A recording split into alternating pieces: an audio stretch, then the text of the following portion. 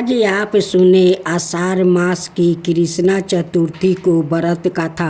पार्वती जी ने पूछा कि हे पुत्रा, आषाढ़ मास की चतुर्थी को गणेश की पूजा कैसे करनी चाहिए?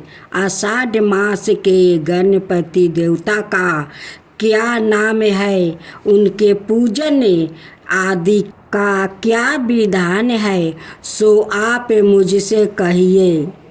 गणेश जी ने कहा, आषाढ़ कृष्णा चतुर्थी के दिन कृष्णा पिंडगल नाम का गणेश की पूजा करनी चाहिए। इसकी कथा नियम प्रकार से सुनना है। हे महाराज, द्वार पर योग में महिषमती नगरी का महिजीत नाम का राजा था। वो 12 ही पुण्यशील और प्रतापी राजा था। वो अपनी प्रजा का पालन पुत्रवत करता था, किंतु संतान विहीन होने के कारण उसे राजमहल का वैभव अच्छा नहीं लगता था। वेदों में निसंतान का जीवन व्यर्थ माना गया है। यदि संतान विहीन व्यक्ति अपने पितरों को जल दान देता है तो उसके पितृगण उस जल को गर्म जल के रूप में ग्रहण करते हैं। इसी उहापोह में राजा का बहुत समय व्यतीत हो गया। उन्होंने पुत्र प्राप्ति के लिए बहुत से दान यज्ञ आदि कार्य किया, फिर भी राजा को पुत्र नहीं हुआ। जवानी ढल गई और बुढ़ापा आ गया, किंतु वंश वृद्धि ना हुए। तदंतर राजा ने विद्वान ब्राह्मणों और प्रजाजनों संदर्भ में परामर्श किया। राजा ने कहा कि हे ब्राह्मणों और प्रजाजनों, हम तो संतानहीन हो गया, अब मेरी क्या गति होगी? मैंने जीवन में तो किंचित भी पाप कर्म नहीं किया है। मैंने कभी अत्याचार द्वारा धन संग्रह नहीं किया है। मैंने तो सदाए प्रजा का पुत्र जैसा पालन किया है। धर्मचरण द्वार ही पृथ्वी समान किया है। मैंने चोर डाकुओं को दंडित किया है। इष्ट मित्रों के भोजन की व्यवस्था की। गौ ब्राह्मणों के हित चिंतन करते हुए सृष्टि पुरुषों का आदर संस्कार किया है। फिर भी मुझे अब तक पुत्र न होने का क्या कारण है? वृद्धन ब्राह्मणों ने कहा कि हे महाराज, हम लोग वैसे ही प्रयत्न करेंगे जिससे आपके वंश की वृद्धि हो। इस प्रकार कहकर सब लोग युक्ति सोचने लगे। सारी प्रजा राजा के मनोरथ की सिद्धि के लिए ब्राह्मणों के साथ वन में चली गई। वन में उन लोगों को एक श्रेष्ठ मुनि के दर्शन हुए। वो मुनि राज निराहार रहकर तपस्या में लीन थे। वर्मा जी के सामने वो आत्माजीत, क्रोधित और सनातन पुरुष थे। संपूर्ण वेद विशारद, अनेक ब्रह्म ज्ञान संपन्न वो महात्मा थे। उनका निर्मल नाम लोमस ऋषि था। प्रत्येक कल्पांत में उनके एक एक रोम पतित होते थे, इसलिए उनका नाम लोमस ऋषि पड़ गया। ऐसे तीरकालदर्शी महिषी लोमस के उन लोगों ने दर्शन किया। सब लोग उन तेजस्वी मुनि के पास गए। उचित अभय थरना परनामदि के अनंतर सभी लोग उनके समक्ष खड़े हो गए। मुनि के दर्शन से सभी लोग प्रसन्न होकर परस्पर करने लगे कि हम लोग को सौभाग्य से ही ऐसे मुनि के दर्शन हुआ है। इनके उपदेश से हम सभी का मंगल होगा, ऐसा निश्चय करे। उन लोग ने मुनि राज से कहा, हे ब्रह्म ऋषि, हम लोग के दुख का कारण सुनिए। अपने संदेह के निवारण के लिए हम लोग आपके पास आए हैं। हे भगवान, आप कोई उपाय बतलाइए। महिषी लोमस ने पूछा, साजनों, आप लोग यहाँ किस अभिप्राय से आए हैं? मुझसे आपका क्या प्रयोजन है? स्पष्ट रूप से कहिए, मैं आपके सभी संदेहों का निवारण करूँगा। प्रजाजनों ने उत्तर दिया, हे मुनिवर, हम महिषमती नगरी के निवासी हैं। हमारे राजा का नाम महिजीत है।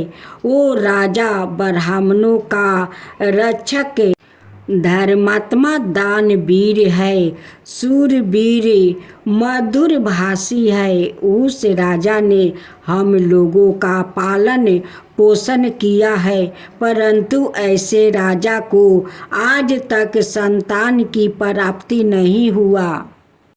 हे भगवान, माता पिता तो केवल जन्मदाता ही होते हैं, किंतु राजा ही वास्तव में पोषक और संवर्धक होता है। उसी राजा के नियमित हम लोग ऐसे गहन वन में आए हैं। हे महिषी, आप कोई ऐसी युक्ति बताइए जिससे राजा को संतान की प्राप्ति हो, क्योंकि ऐसे गुणवान राजा को कोई पुत्र ना हो, यह बड़े दुर्भाग्य की बात है।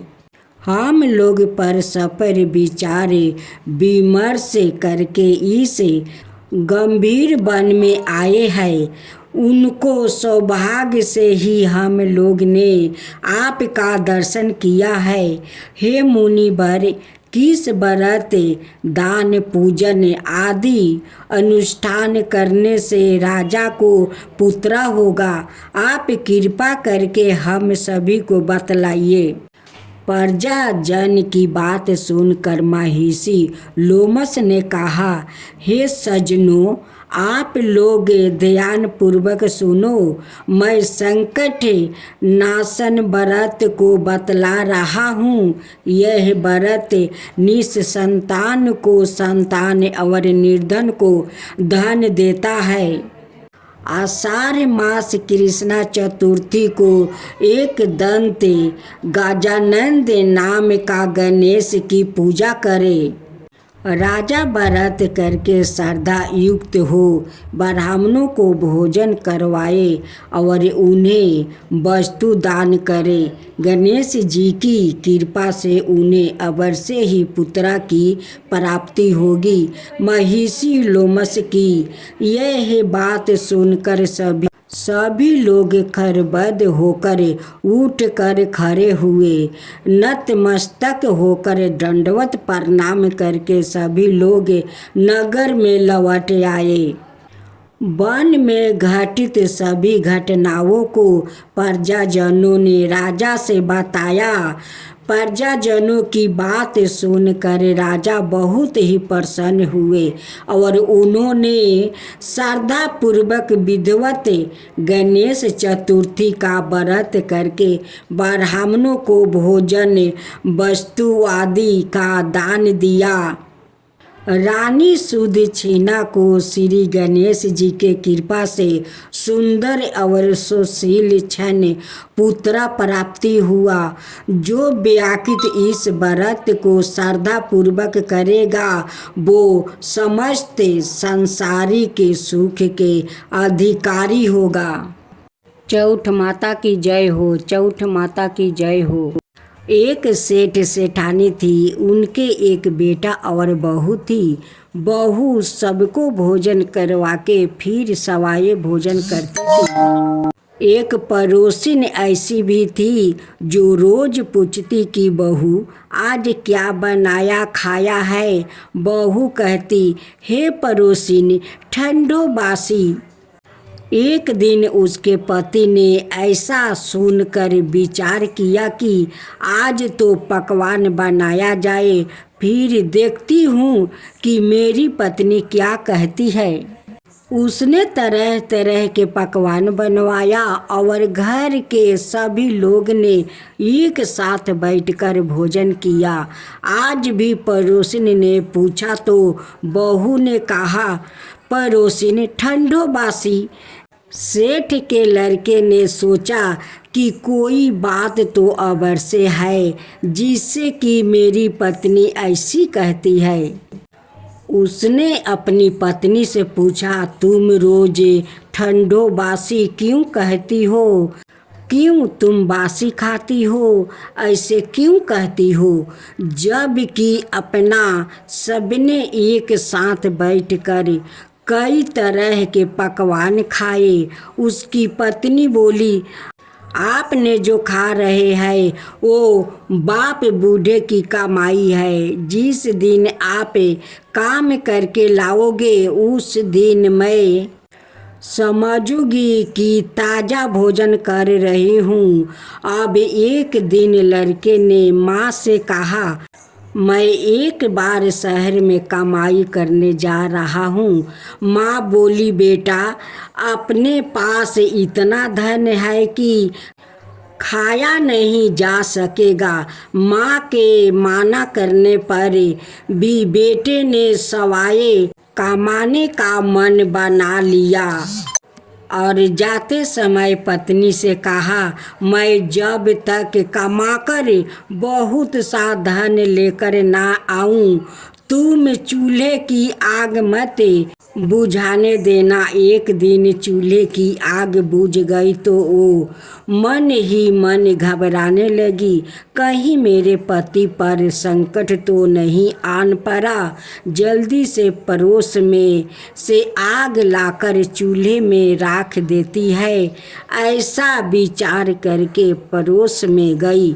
वहाँ पड़ोसिन चौठ माता का व्रत पूजन कर रही थी। पड़ोसिन ने कहा, थोड़ी देर में आकर ले जाना। बहू ने पड़ोसिन से पूछा, आप यह व्रत क्यों करती है? इससे क्या मिलता है? पड़ोसिन ने कहा, चौठ माता के इस व्रत को करने से अन्न लक्ष्मी मिले और अपनी मनोकामना पूरी होता है। अब बहू भी चौठ माता का व्रत करने लगी। दीवार पर चौठ माता बनाई। उस दिन घी गुड़ का चूरमा बनाकर रात्रि को चंद्रमा को अर्घ देकर भोजन करती है। ऐसा करते करते बहू दिन हो गया। चौठ माता ने उस बहू के पति को सपना दिया कि साहूकार का बेटा तू जागे कि सोए, तेरी पत्नी बहुत याद कर रही है। घर जाकर उसकी चिंता मिटाओ। तू दुकान खोल कर कंकु केसर का पगला बन के बैठ जाना। आज तेरा हिसाब किताब चुकता हो जाएगा। अब तो चौठ माता ने जैसा कहा था वैसा ही हुआ था। उसने घर जाने की तैयारी की और गाड़ी भर के धन दौलत लेकर चल दिया। रास्ते में एक बड़ा सा काला नाग फन फैलाए बैठ गया और कहने लगा, आज तो मैं तुझे डांसूंगा, छोड़ूंगा नहीं। आज तेरी आहू पूरी हो गई है। सेठ ने लड़के से कहा, आज चौठ माता ने मुझे सपना दिया तो मैं पत्नी से मिलने घर जा रहा हूँ। वहाँ मेरी पत्नी बहुत चिंता कर रही है। मैं उसे मिल कर जरूर आऊँगा, तब तुम मुझे डांस लेना। नाग ने कहा, तुम शपथ पूर्वक कहकर जाओ तो मैं तुम्हें जाने दूंगा, परंतु लौट कर नहीं आए तो तुम्हारे घर आकर मैं तुम्हें डांस लूँगा। इस प्रकार सांप को वचन देकर वो अपने घर पहुंचा। वहाँ सभी से हंसी खुशी से मिला और भोजन करने को बैठा तो उदास होकर बैठ गया। उसकी पत्नी ने उदास होने का कारण पूछा तो पति ने काले नाग वाली बात बताते हुए कहा, यदि मैं उसके पास नहीं जाऊंगा तो वो घर आकर ही मुझे डांस लेगा। पत्नी बहुत चतुर थी। उसने कहा कि आप घबराओ नहीं, लेट जाओ, मैं एक उपाय करती हूँ। पत्नी ने कमरे की सात पेटी सिरवा धोई। पहली पेटी पर रेत, दूसरी पर इतरा, तीसरी पर गुलाल फूल, चौथी पर कंकु केसर, पांचवी पर लड्डू पेड़ा, छठी पर गादी गलैचा और सातवीं पेटी पर दूध का कटोरा भर कर रख दिया। इस प्रकार वो 7 ही पेटी सजाकर बैठ गई। आधी रात होते ही नाग आकर पेटी चढ़ने लगा। पहली पेटी पर रेत में लौट गया और कहने लगा कि सेठ की बहू ने आराम तो बहुत दिया, पर बचनों से बंध कर आया हूँ सो डांसूंगा। अवश्य ही इसी प्रकार 7 पेटियों पर नाग आराम करता हुआ और कहता हुआ कि डांसूंगा जरूर। कमरे में जाने ही वाला था कि चौठ माता ने विचार किया कि मैं इसे नहीं बचाऊंगी तो संसार में धर्म कर्म और व्रत पूजन को कौन मानेगा।